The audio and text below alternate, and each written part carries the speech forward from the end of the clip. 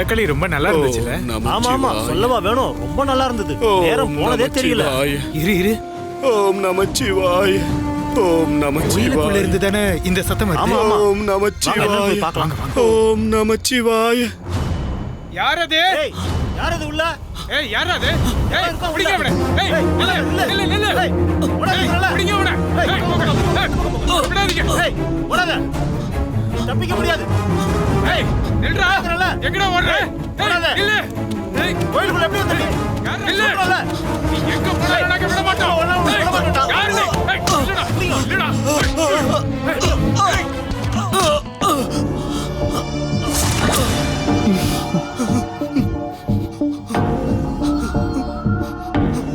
என்ன சிறிகண்டா, இந்த நாட்டோட முறைகள் எல்லாம் நீயும் உன் பையனும் சேர்ந்து மாத்த நினைக்கிறீங்களா என்ன?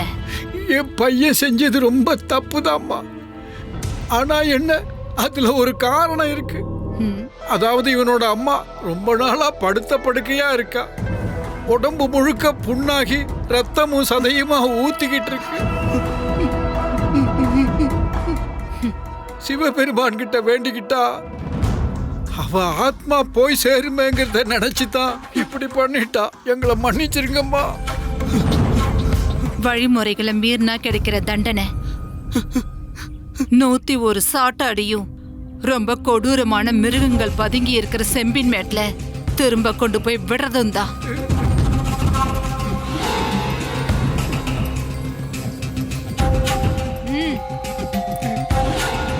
ஒரு நல்ல விஷயத்துக்காக தானே நீங்க சொன்னீங்க. அதனால நீங்க தண்டனை கொடுக்க வேண்டாம்.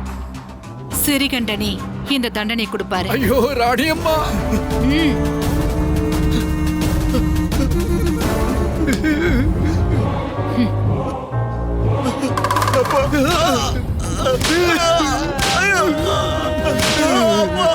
வலிக்குதுப்பா. அப்பா. அப்பா. வேண்டாம்ப்பா. அப்பா, வலிக்குதுப்பா.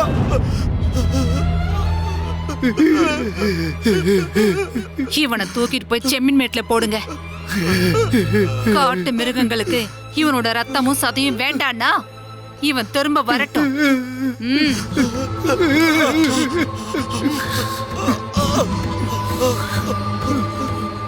ஐயோ கடவுளே. உடம்புல ஒரு எலும்பு கூட மிச்சம் இருக்காதுடா. நமச்சிவாய.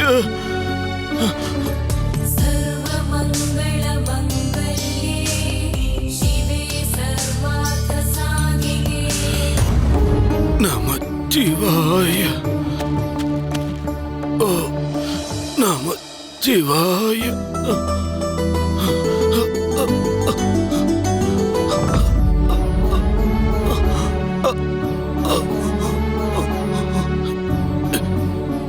யாரு யாரு நீங்க? நான் ஒரு சிவயோகி. இவங்க சிவயோகினி. எல்லா நேரங்களிலும் பரமசிவனை பிரார்த்தனை செஞ்சுக்கிட்டு எல்லா கோவில்களையும் சுத்தி வந்து ஒவ்வொரு நாடுகளை சுற்றி அந்த பரமசிவன் மேல இருக்கிற பக்தியில வாழும் தம்பதிகள். இந்த அடர்ந்த காட்டுக்குள்ள நீங்க எப்படி வந்தீங்க?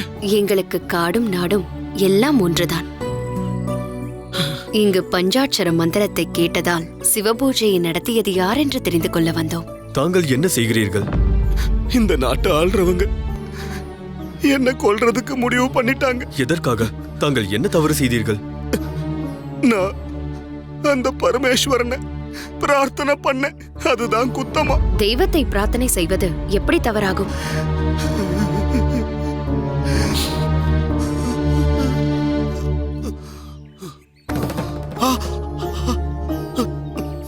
என்னாச்சு? நான் ஒரு ஏழைங்க. அது எனக்கு இல்ல. ஓம் நமச்சிவாய. ஓம் நமச்சிவாய. ஓம் நமச்சிவாய. நமச்சிவாய. மிருகங்கள் நிறைய இருக்கிற இடம்ல, எந்திரிச்சு போலாம்ல. என்னோட எலும்பெல்லாம் உடைஞ்சிருக்கு. உடம்பு மொத்தம் வலியா இருக்கு. நான் எங்க போக முடியும்? என்ன இந்த காட்டில் உள்ள மிருகங்கள் வேட்டையாடிடும்.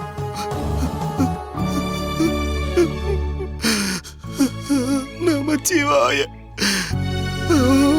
நமச்சிவாய, நமச்சிவாய. எழுந்துரு.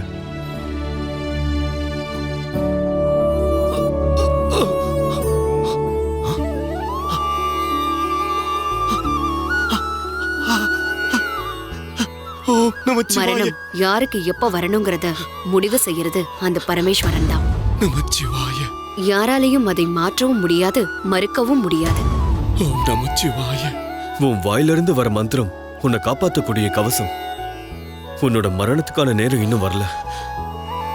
ஓம் நமச்சிவாய. முறிந்து போன உன் எலும்புகளில் இனி வலி இருக்காது. உடலில் ஏற்பட்ட காயங்களும் இனி மறைந்தே போய்விடும். இனி உன் பழைய வாழ்க்கையை வாழ ஆரம்பிக்கலாம். இங்கிருந்து வேறு இடத்திற்கு சென்று சந்தோஷமாக இரு. பஞ்சாட்சர மந்திரத்தை நீ எப்பவும் சொல்லிக்கிட்டே இரு. அது என்னைக்கும் உன்னை காப்பாத்துற கவசம்.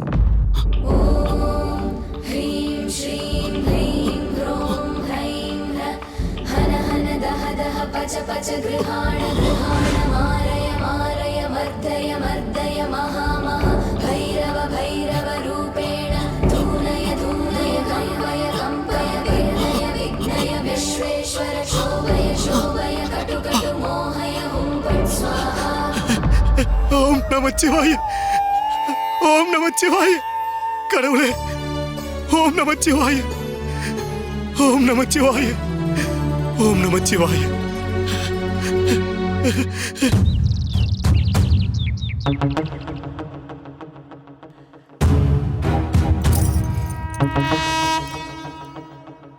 மகாராணியோட அழக பார்த்து கண்ணாடியே பொறாமப்படுதோன்னு எனக்கு தோணுது.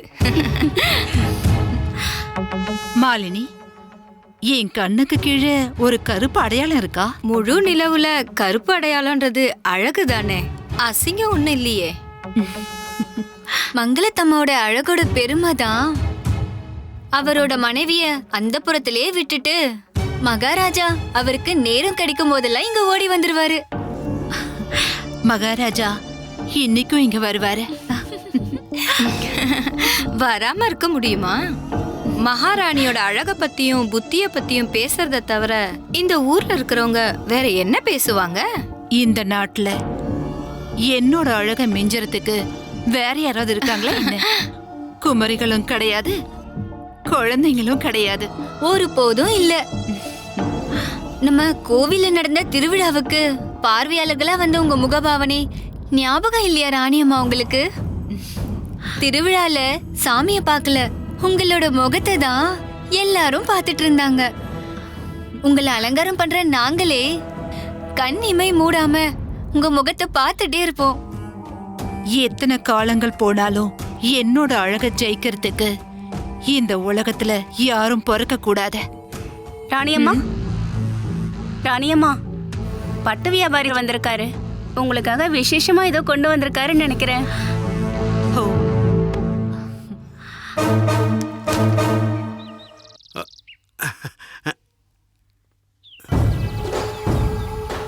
வணக்கம் மகாராணி அம்மா. என்ன சந்திரசேனன், இத்தனை காலமா எங்க போயிருந்தீங்க? வங்க நாட்டுல விசேஷமான ஒரு நெசவாளி இருக்கான்னு கேள்விப்பட்டேன். அதனால அவனை பார்த்துட்டு வரலான்னு போயிருந்தேன். மாசங்கள் நிறைய கடந்து போச்சு. இருந்தாலும் பரவாயில்லன்னு மகாராணி கிட்ட காமிக்கிறதுக்காக விசேஷமா ஒண்ணு கொண்டு வந்திருக்கேன். பார்க்கலாமா?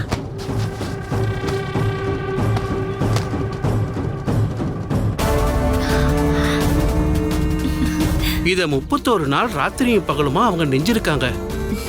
சாதாரண ஆளுங்களால இதை நினைச்சு கூட பார்க்க முடியாது. மருத்தூர் மகாராஜா அவருடைய மனைவிக்கு கொடுத்த அதே பட்டு. பாடலிபுத்திரத்துல இருந்து ராஜகுமாரியோட சுயம்வரத்துக்காக மகாராஜா வரவழைச்ச அதே பட்டு. எனக்கு தெரிஞ்சு இத கட்டுறதுக்கு தகுதியான ஒரே ஒரு ஆள் எங்க மகாராணி மட்டும்தான். புடவையை விட உங்க பேச்சு நல்லா இருக்கு. இந்தாங்க மகாராணி.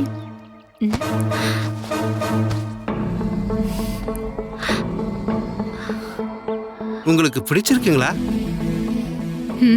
ரொம்ப நல்லா இருக்கு. இதுக்கான விலையை விட உங்களுக்கு அதிகமான பணம் கிடைக்கும். ரொம்ப நன்றி.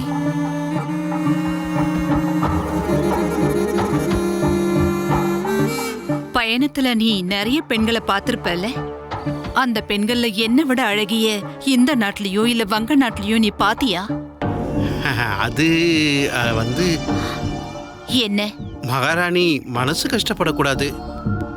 வங்க நாட்டுல இல்ல, இந்த நாட்டிலேயே அடியேன் பார்த்திருக்கேன். அப்படி ஒரு அழகான பொண்ணு. இந்த நாட்டிலயா? ஆமா, அவங்க அழக பார்த்தா தேவியர்கள் கூட தோத்துருவாங்க. அந்த பொண்ணுக்கு ஏன் கட்டுல இருக்கிற ஒரு புடவைய கட்டி பார்த்தா எப்படி இருக்கும்னு அபாரமா இருக்கும், அற்புதமா இருக்கும். மகாராணி, இவர் பொய் சொல்றாரு. நம்ம ஊர்ல அப்படி யாரும் இல்ல. அழகோட கடைசி வார்த்தை இந்த நாட்டுல எங்க மகாராணி அம்மா தான். நீங்க சும்மா பேசாதீங்க. நான் விளையாடல. அப்படி ஒரு பொண்ணு இருக்கா. அவ கையில பால் குடத்தை பார்த்தேன். ஒருவேளை அவ ஒரு பால்காரியா இருக்கலாம். மாலினி, நம்ம நாட்டுல அப்படி ஒரு பால்காரி எங்க இருக்கா? மகாராணி, இந்த ஊர்ல ஒருத்தி இருக்கா. அது இந்த ஊர்ல இருக்கிற சுதனோட பொண்டாட்டி அழகிதான். அது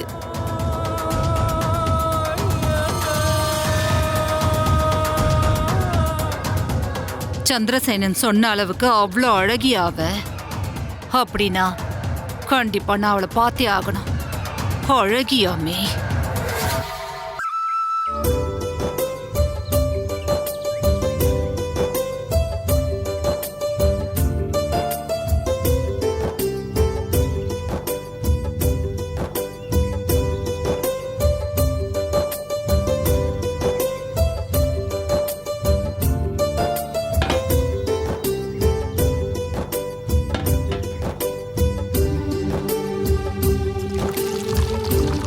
பாத்திரத்தை தொட்டு அசுத்தம் பண்ணிடாத. இல்ல.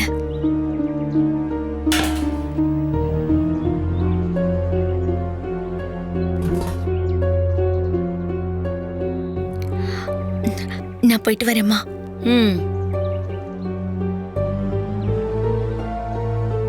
இவ எங்கேயோ பிறக்க வேண்டிய பொண்ணு. ரொம்ப அழகா இருக்கா.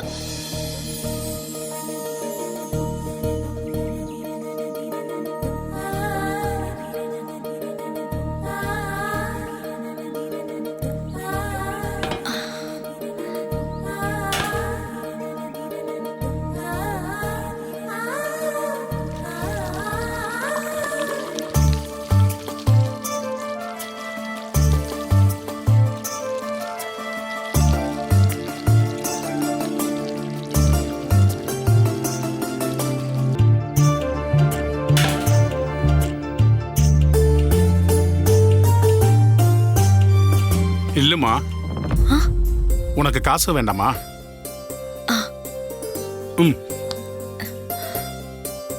உனக்கு தினம் தினம் அழகு கூடிக்கிட்டே வருது.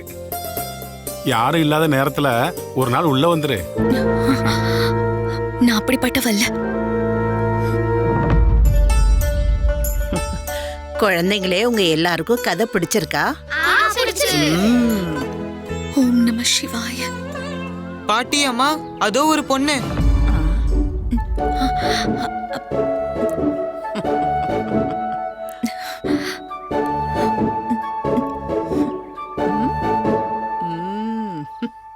அவங்கெல்லாம் தெய்வத்தோட கதையை கேட்க கூடாது தானே பாட்டி அம்மா? அப்புறம் நீங்க அவங்கள தண்டிக்க மாட்டேங்கிறீங்க? நீங்க குழந்தைங்க, யாருக்கு தீர்ப்பு அளிக்கணும், யாருக்கு தண்டனை கொடுக்கணுங்கிறத பத்தி எல்லாம் நினைக்க கூடாது. உங்களை சுத்தி இருக்கிறவங்க கிட்ட அன்பு காட்டுறது எப்படிங்கறத பத்தி தான் நீங்க நினைக்கணும். இருந்தாலும் பால்காரி அந்த கதையை கேட்டாங்கல்ல, அதனால என்ன? இந்த உலகத்துல இருக்கிற அத்தனை உயிர்களும் கடவுளுக்கு சொந்தமானது. அதனால கடவுளோட கதைகளை எல்லாருமே கேட்கலாம். அது மட்டும் இல்ல, கடவுளோட கதைகளை கேட்கறதுனால தண்டனைன்னு சொன்னா அதை கொடுக்கறதும் கடவுள் தானே, மனுஷங்க இல்லையே. அவ ஒரு பாவப்பட்ட பொண்ணு, பரிசுத்தமான பக்தி. அதை தவிர நீங்க வேற எதை பத்தியும் நினைக்க கூடாது. பால் வியாபாரத்தெல்லாம் முடிச்சிட்டு அவ இந்த வழியா தான் வருவா. ராணி அம்மா, அதோ வரா சுகுனோட மனைவி அழகி.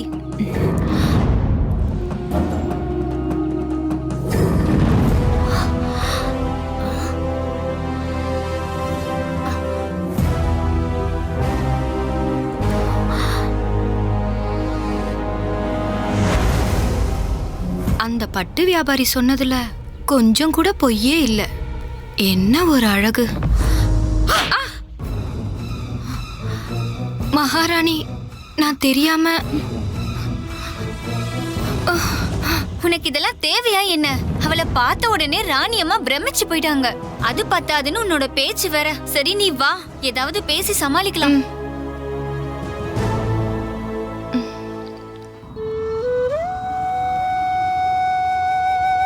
அழகி அழகி அழகி அழகி அழகி அழகி.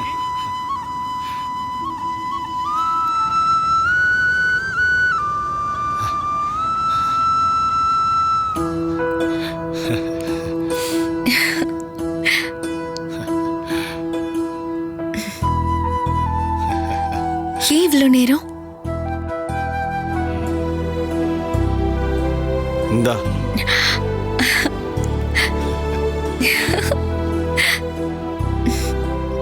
குடு, சாப்பிடு.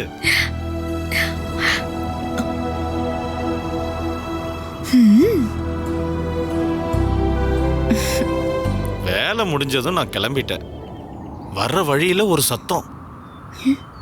அக்கறையில் இருக்கிற சிவபெருமானுக்கு திருவிழா.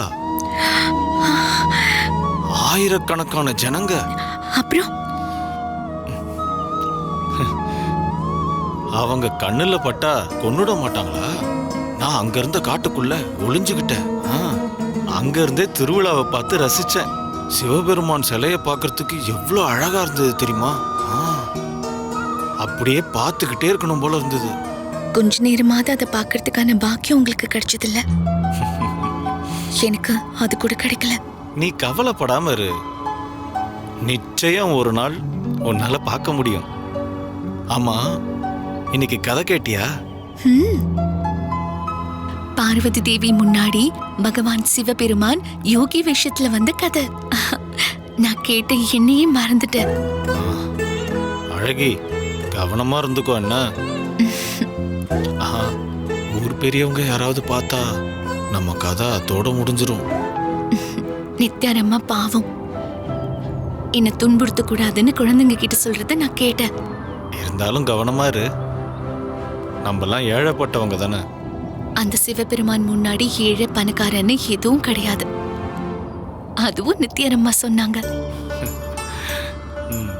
எனக்கு இப்படி ஒருத்தர் கொடுத்ததும் நீங்க என்ன சந்தோஷமா வச்சுக்கிறதுக்கான காரணம் கூட சிவபெருமான் தான்.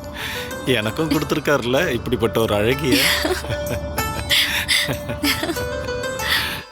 நான் இருக்கிற இந்த நாட்டுல என்னை விட அழகி ஒருத்தி கூட இருக்க கூடாது. அவ அழகு இருந்தாதானே அவளை எல்லாரும் புகழ்ந்து பேசுவாங்க. சுதனோட அம்மா தேய் இருக்காளே, அவ ரொம்ப பேராசை பிடிச்சவ.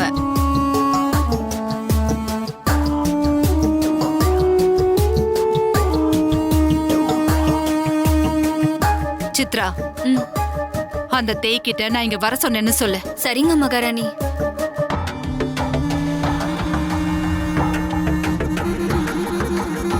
இந்த நாட்டோட மகாராணியா இருக்க எனக்கு ஆசை இல்ல. இந்த நாட்டோட பேரழகியா இருக்கிறது தான் என்னோட ஆசை. அதுக்கு என்ன செய்யணும்னு எனக்கு தெரியும். ஆமா, அப்படித்தான். கொஞ்சம் சும்மா இருங்க.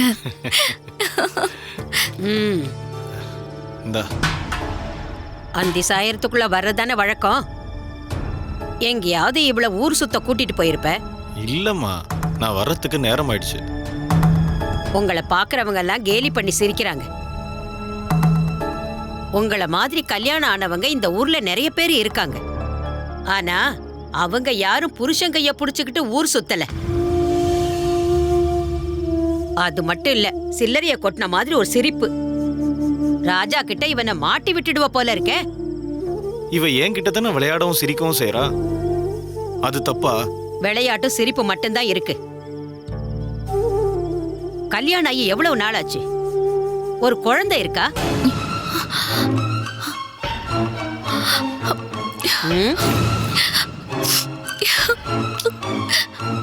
எதுக்குமா அவளை இப்படி கஷ்டப்படுத்துற? நான் உண்மையைத்தானடா சொல்றேன். எனக்கு மட்டும் ஆசை இருக்காதா ஒரு குழந்தைய எடுத்து தாளாட்டணும்னு? இவனுக்கு அந்த பாக்கியம் இருக்க போறதில்ல. அதெல்லாம் நடக்க வேண்டிய நேரத்துல நடக்கும். எப்போ? நான் செத்ததுக்கு அப்புறமா?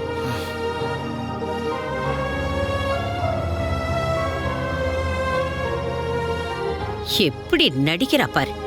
அவ அழகுல மயங்கி தானே இப்படி பேசுறான்.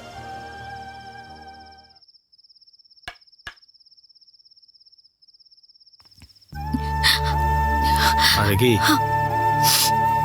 அம்மா சொல்றது கேட்டா கஷ்டமா இருக்கா? நான் இதுக்கு கஷ்டப்படணும்? குழந்தை பொறுக்கிறதுல நம்ம கையிலயா இருக்கு? இல்ல,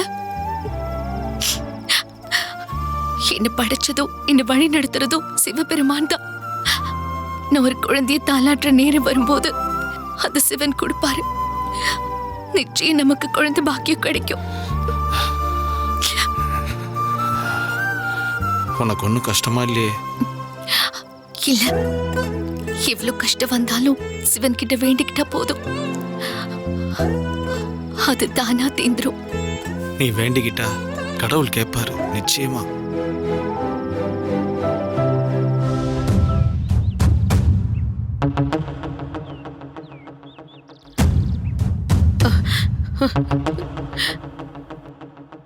மகாராணி, நாங்க எல்லா விஷயத்தையும் இவகிட்ட தெளிவா சொல்லிட்டோம். மன்னிச்சிருங்க. இனிமே எந்த தப்பு நடக்காம நான் பாத்துக்கிறேன்.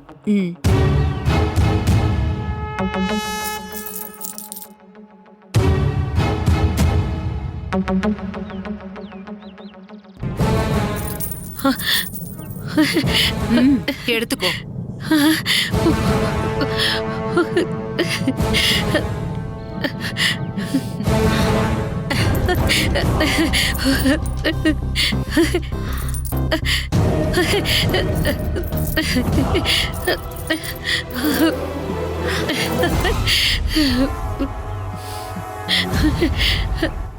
சுகாசினி,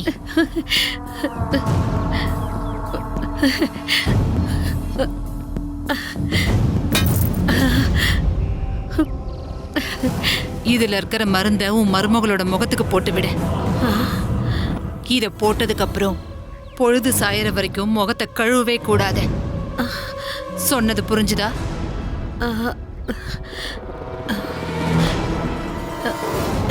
இது எதுக்காக?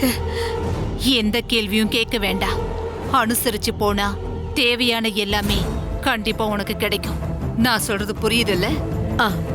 புரிஞ்சுக்கிட்டேன். நீங்க சொன்னதை அப்படியே செய்யறேன். சரி, நீ இப்ப கிளம்பு.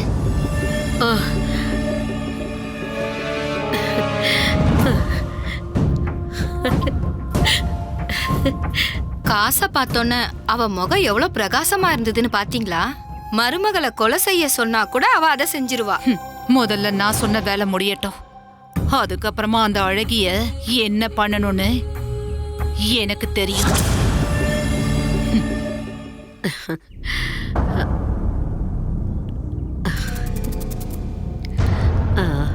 இது யாரு கொடுத்தாங்கம்மா? சத்தம் போடாத.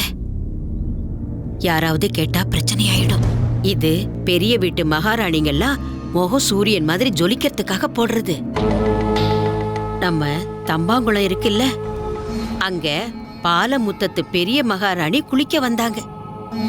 திரும்பி போகும்போது அவங்க தோழிங்க எடுக்க மறந்துட்டாங்க. அவங்க தேடி வர மாட்டாங்களா? காணோன்னா கண்டிப்பா தேடுவாங்கல்ல. இதெல்லாம் தேட மாட்டாங்க. இத நீயே போட்டுக்க. உன்னோட அழகான முகத்துல இத தேய்ச்சா இன்னும் அழகு கூடிடும். உங்களுக்கு எவ்வளவு அன்பு இருக்கு என் மேல. நான் ஏதோ வாயில வந்ததையெல்லாம் பேசுறேனே தவிர உன்னை எனக்கு ரொம்ப ரொம்ப பிடிக்கும்.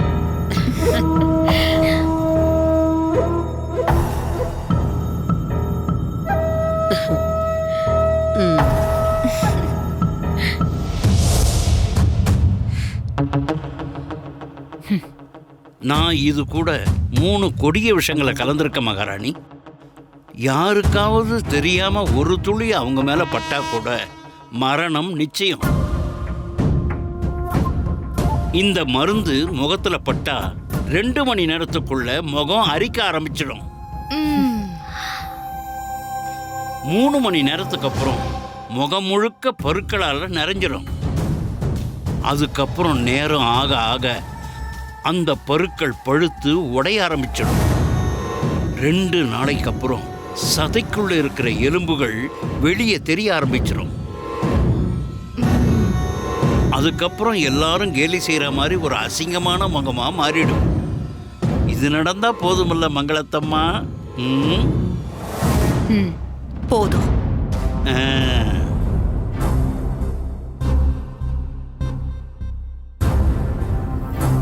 அவ அழக அழிக்கிறதுக்கு இந்த மருந்து போதுமானது.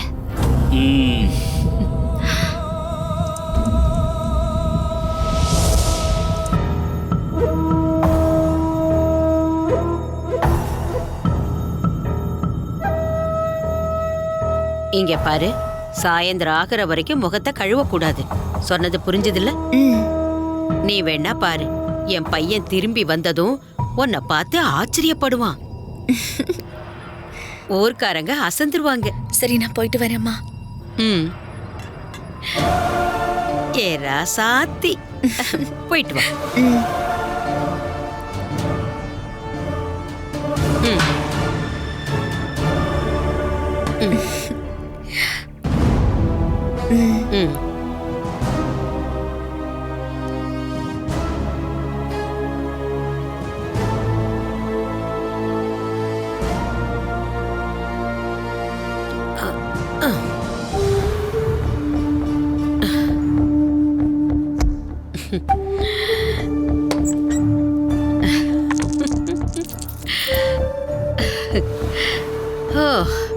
எங்க கூட்டத்துல இருந்த யாருக்கும் இப்படி ஒரு அதிர்ஷ்டம் ஏற்பட்டதில்ல. மறுபடியும் மகாராணி கிட்ட கை நீட்டி நிறைய தங்க காசுகள்லாம் வாங்குவேன்.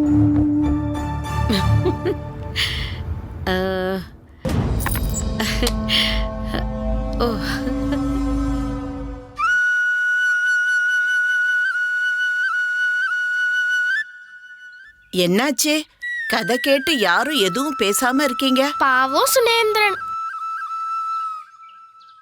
அப்புறம் அவர் இறந்து போயிட்டாரா பாட்டி?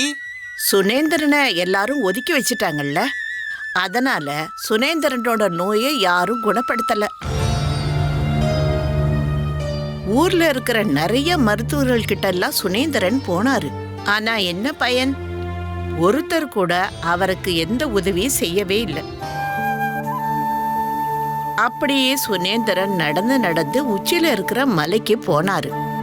கொதிக்கிற வெயில்ல உச்சிநில மலையிலிருந்து மண்ணெடுத்து ஒரு சிவலிங்கத்தை செஞ்சாரு. அதுக்கப்புறம் அதுக்கு முன்னாடி உட்கார்ந்து ஓம் நமச்சிவாயா ஓம் நமச்சிவாயான்னு வேண்டிக்க ஆரம்பிச்சாரு. ஓம் நம சிவாய.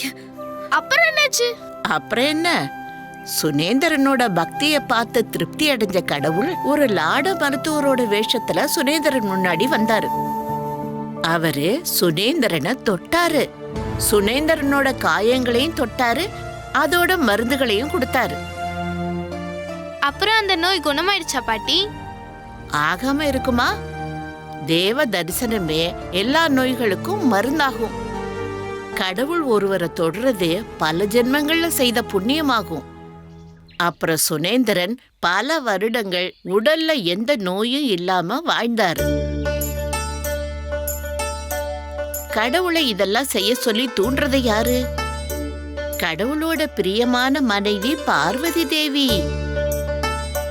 பக்தர்களோட சின்ன கஷ்டங்களை கூட நம்ம பார்வதி தேவியால தாங்கிக்க முடியாது. அந்த உச்சி மலைக்கு மேல இப்பவும் சிவலிங்கம் இருக்குன்னு சொல்றாங்க. மண்ணால செய்தாலும் கூட காற்றுலையும் மழையிலையும் எதுலயும் மறைஞ்சு போகாம இன்னும் அப்படியே இருக்கு. அதுதான் சுனேந்திரனின் உயர்ந்த பக்தி. மனசு அர்ப்பணிப்போட வேண்டிக்கிட்டா மாற்ற முடியாதது எதுவுமே இல்ல. ஓம் நம சிவாய ஓம் நம சிவாய. பாட்டியம்மா, அதான் அந்த பொண்ணு. நான் உங்ககிட்ட சொல்லியிருக்கேன்ல, ஏழைகளுக்கு தீங்கு செய்யக்கூடாது, குறிப்பாக பக்தர்களை.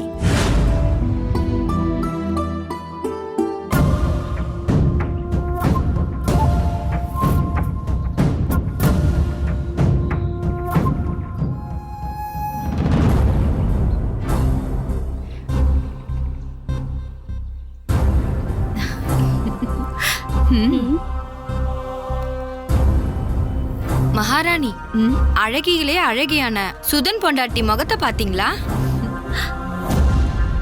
வைத்தியர் சொன்னது உண்மைதான். முகம் அரிக்குது பாருங்க. முகத்துல பருக்கள் வர ஆரம்பிச்சிருக்கு.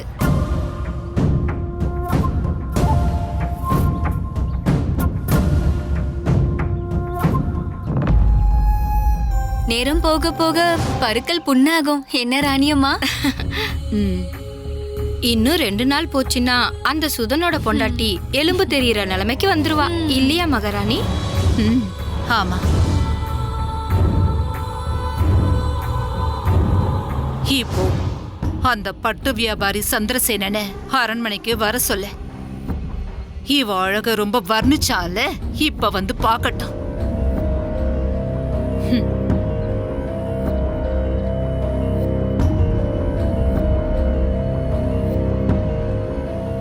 நில்லுங்க.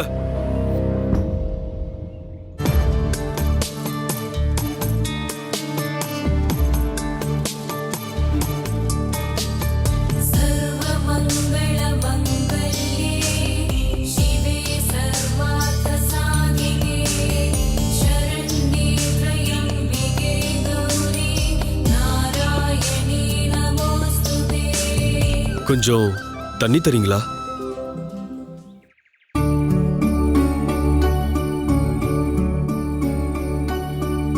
இங்க பக்கத்துல எங்கேயும் குளம் இல்ல. தாகத்தை எங்களால தாங்கவும் முடியல. மன்னிச்சிருங்க, இப்ப என்கிட்ட தண்ணி இல்ல. இந்த பாத்திரத்துல வீட்ல இருந்து கறந்து எடுத்துட்டு வந்த பசும்பால் இருக்கு. பெரிய வீட்டுக்காரங்களுக்கு கொடுக்கறதுக்காக எடுத்துட்டு போறேன். தண்ணி இல்லைன்னா என்ன, இருக்கிற பாலையாவது கொடுத்து தாகத்தை தீர்க்கலாம்ல? கண்டிப்பா உங்களுக்கு கொடுக்கறத நான் என்னோட பாக்கியமா நினைக்கிறேன்.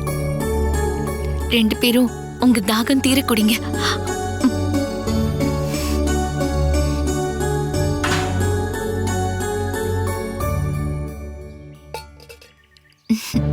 இந்தாங்க. விக்கிறதுக்காக கொண்டு போற பாலை தரேன்னு சொன்னது உங்க நல்ல மனசு. நீங்களே எங்க கைகளை ஊத்துங்கள. ஐயோ, நான் ரொம்ப தாழ்ந்தவங்க. அதனால என்ன, தாகத்தை தீக்கிறவங்களும் பசிய போக்குறவங்களும் தெய்வத்தோட மறு உருவங்கள் தான்.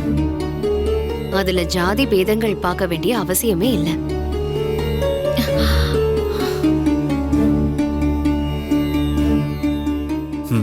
ஊத்துங்க.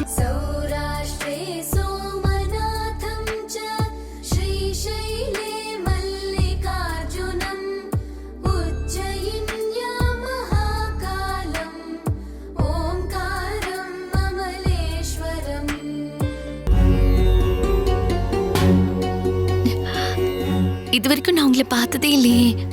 எங்கிருந்து வரீங்க? நாங்கள் சிவபக்தர்கள்.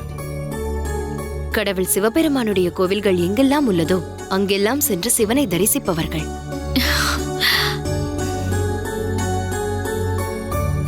உரிமை இல்லைன்னா கூட நானும் சிவபெருமான வேண்டிட்டு தான் இருக்கேன். சிவபெருமானோட கோவிலுக்கு பயணம் செய்யற உங்களை பார்க்க முடிஞ்சது நான் செஞ்ச புண்ணியம். சிவபெருமான் என்றால் அவ்வளவு இஷ்டமா?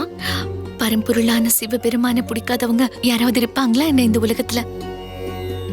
என்னோட மிகப்பெரிய ஆசை இப்ப எப்பவுமே எரிஞ்சுட்டே இருக்கிற அந்த சிவபெருமானோட நெற்றியில கங்கை நீர் ஒழுகி குளிர வைக்கிற மாதிரி என் பாத்திரத்துல இருக்கிற அந்த பாலை அவரையும் குளிர வைக்கணும். அதற்கு சிவபெருமான் உன் முன்னால் தோன்றினால் மட்டும் தானே அது நடக்கும். அது மட்டுமல்ல, சிவனின் நெற்றியிலிருந்து உன் பால் குடம் நிரம்ப வேண்டும் என்றால் அதற்கு சிவபெருமானின் சம்மதம் வேண்டுமே.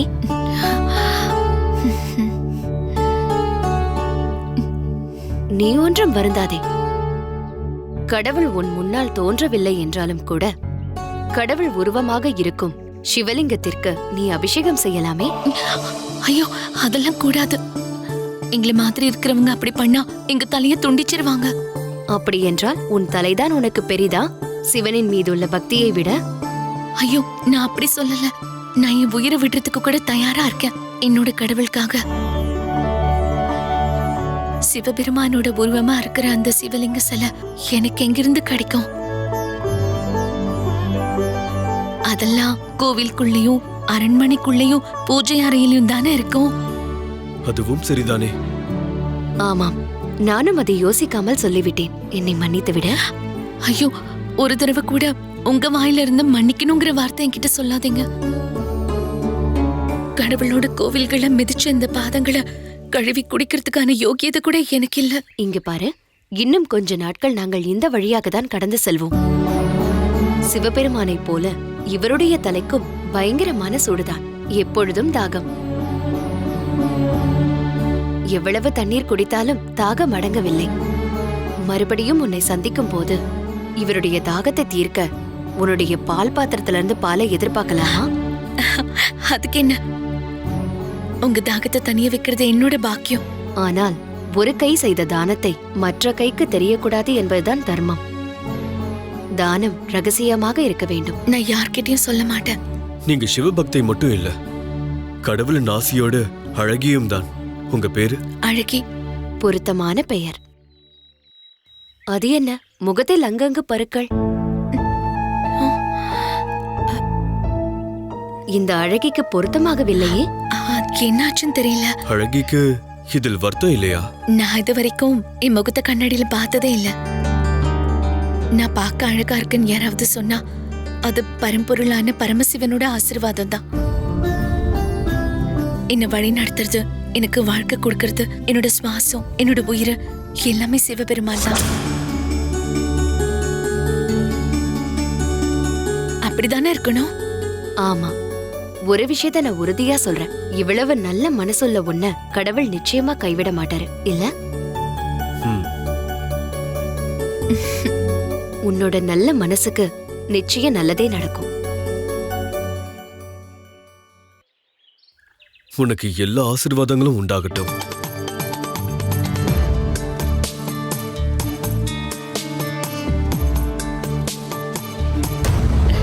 ரெண்டு, 3, 4, 5, 6, 7. ஓ, எப்பதான் இந்த பெட்டி நிறைய போகுதோ தெரியல. 8. இன்னைக்கு எப்படி கதை இருந்தது? ரொம்பவே நல்லா இருந்தது. நல்ல கதையா? ஆமா ஆமா, எவ்வளவு கதைகளை அம்மா சொல்றாங்க தெரியுமா? நீ சும்மா இரு அழகி. எனக்கு ஆசை கட்ட வேதனை நீ இப்படி எல்லாம் பேசிக்கிட்டே இருக்க. நம்ம இது வரைக்கும் கேள்விப்படாத கதைகள். அப்படியா? கேட்க கேட்க ரொம்ப ஆசையா அப்படியா? இருக்கு. நீ சொல்றதெல்லாம் அதிசயமா தான் இருக்கு. என்னால கேட்க முடியாம போயிடுச்சு.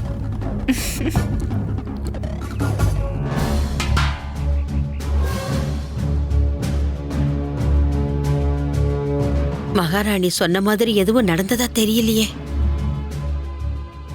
என்னம்மா அப்படி பாக்குறீங்க? அது ஒண்ணு இல்ல. இந்தங்கம்மா காசு.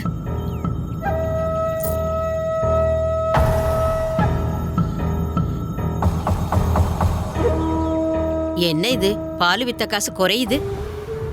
தெரியாம தடிக்கு விழுந்து கொஞ்சம் பால் கீழே கொட்டிடுச்சு. தரைய பார்த்து நடக்கணும். அது சரி, எதிரில் வர ஆம்பளைங்களை பார்த்துக்கிட்டு நடந்திருப்ப. அம்மா, நான் அந்த மாதிரி யாரையும் பார்க்கல. இன்னையிலிருந்து ஒரு துளி பால் கூட கீழே சிந்தக்கூடாது, புரிஞ்சதில்ல? போய் வேலையை பாரு.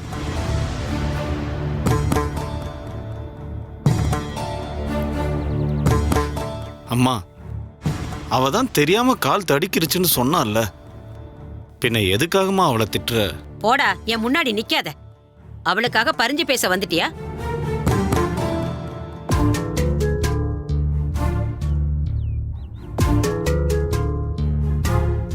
மகாராணி என்கிட்ட கொடுத்த மருந்து மாறி இருக்குமா? என்ன நடந்ததுன்னு தெரியலையே.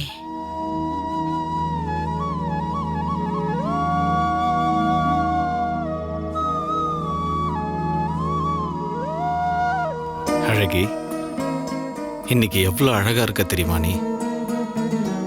ஆச்சரியமா இருக்கு. ஏன் அப்படி? யார்கிட்டயும் சொல்ல மாட்டீங்கன்னா நான் சொல்லுவேன். ஆ, சொல்லு. இன்னைக்கு முகத்துல அம்மா ஒரு மருந்து போட்டு விட்டாங்க. என்னது? அம்மாவா? மகாராணி வீட்ல இருக்கிறவங்க குளத்துக்கரையில மருந்து வச்சுட்டு போன மருந்து அது. ஆஹா. அம்மா என்ன உட்கார வச்சு முகம் முழுக்க அதை பூசி விட்டாங்க. முதல்ல முகத்துல அரைக்கிற மாதிரி இருந்துச்சு, அதுக்கப்புறம் பரு கூட வந்தது. ஆனா கொஞ்ச நேரத்துக்கு அப்புறம் எல்லாமே போயிடுச்சு.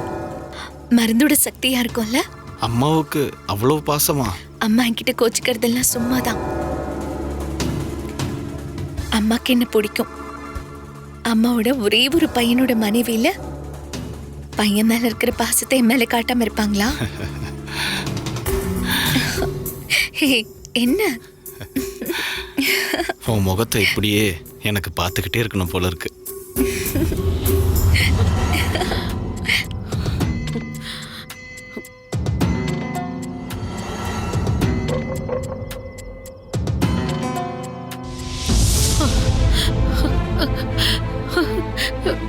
நீ பொய்யெல்லாம் ஒண்ணும் சொல்லாத. மருமகளோட முகத்துக்கு மருந்து தேடி நீ எந்த வைத்தியரை பார்க்க போன? எனக்கு ஒண்ணும் தெரியாதுமா. நான் எந்த வைத்தியர்கிட்டயும் போகல. மகாராணிக்கு கோபம் வந்தா என்ன நடக்கும் தெரியும்ல. ஒண்ணு நாடு கடத்துவாங்க, இல்லனா தலையை வெட்டிடுவாங்க. நான் சொல்றதெல்லாம் உண்மை. அவ வீட்டுக்கு திரும்பி வந்தப்போ அவ முகத்துல எதுவும் இல்ல. என்ன நடந்ததுன்னு எனக்கு தெரியலம்மா. நான் சொல்றத நம்புங்கம்மா. மருமகளுக்கு எந்த மருந்து குடுக்கலன்னு இவ வந்து சொல்றா. அவ பொய் சொல்லி ஏமாத்துறா, அவளை நம்பிடாதீங்க. மகாராணி என்ன மன்னிக்கணும். நான் எங்க போவேன் மகாராணி? அப்படியே போனாலும் எங்களுக்கு யார் மருந்து தருவாங்க? என்ன நடந்ததுன்னே எனக்கு தெரியல. உன்னோட மகன் சுகனுக்கு இப்படி ஒரு அழகான மனைவி தேவையில்லை. அவ இந்த நாட்டோட சாபோன்னு நான் மட்டும் ஒரு கட்டளை போட்டேன்னு வச்சுக்கோ, மக்கள் உங்களை கல்லெறிஞ்சே கொன்னுடுவாங்க. அது நடக்கணுமா உனக்கு? ஐயோ வேண்டாம் மகாராணி.